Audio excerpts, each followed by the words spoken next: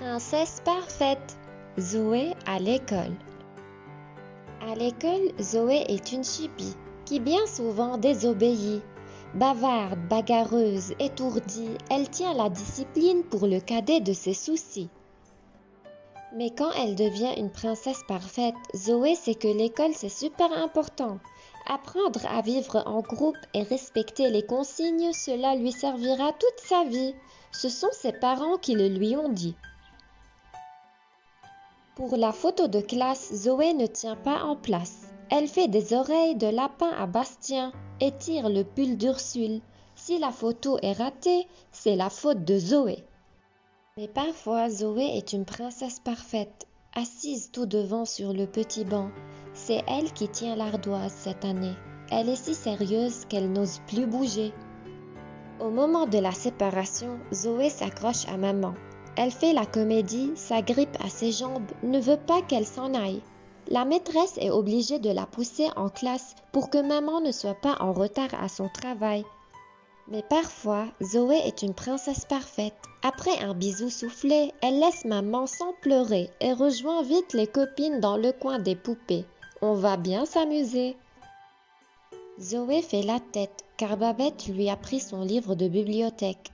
Dès que la maîtresse a le dos tourné, elle en profite pour lui donner un grand coup de pied. « Tu n'avais qu'à ne pas me le chipper !» gronde-t-elle entre ses dents.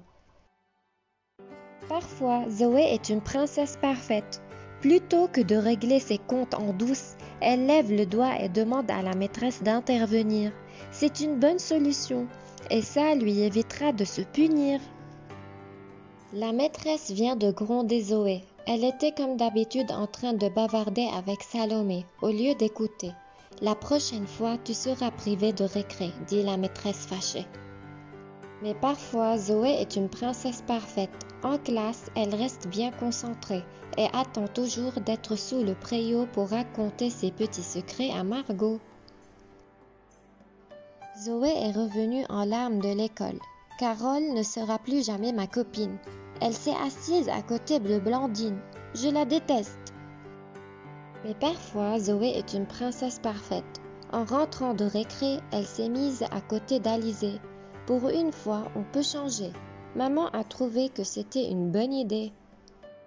Ce matin, dans le vestiaire, juste avant d'entrer en classe, Zoé fait son bébé. Elle veut que papa l'aide à enlever son manteau, son chapeau et même ses chaussures. Avec les lacets, je n'y arrive pas, c'est trop dur. Et parfois, Zoé est une princesse parfaite. Super dégourdie, elle se déshabille en un tour de main.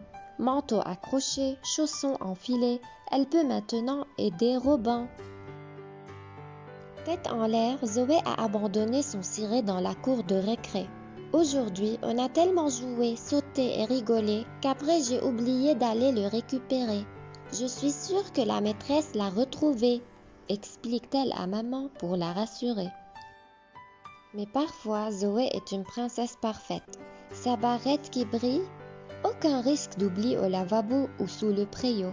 Et pour être certaine qu'elle ne l'a pas perdue, Zoé touche ses cheveux régulièrement pour vérifier qu'elle est toujours là. En classe, si la maîtresse demande de colorier avec du vert, Zoé prend du bleu, car c'est la couleur qu'elle préfère. Elle refuse d'être commandée et la maîtresse est obligée de la gronder. Mais parfois, Zoé est une princesse parfaite. Très appliquée, elle écoute attentivement les consignes et s'applique sur son cahier de coloriage.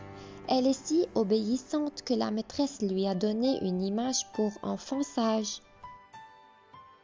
Dès la fin du premier trimestre, Zoé est devenue une vraie princesse parfaite.